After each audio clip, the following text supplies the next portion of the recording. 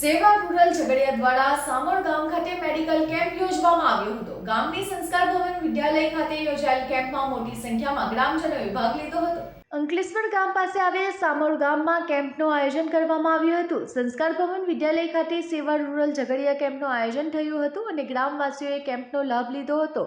તમામ દર્દીઓ માટે ચશ્મા આપવા માટેનું આયોજન થયું હતું। સેવા રૂરલના તબીબોને માનદ સેવાઓ આપી હતી। કેમ્પમાં લાભ લેનાર દર્દીઓને નિઃશુલ્ક ઓપરેશનની પણ વ્યવસ્થા કરવામાં આવી હતી।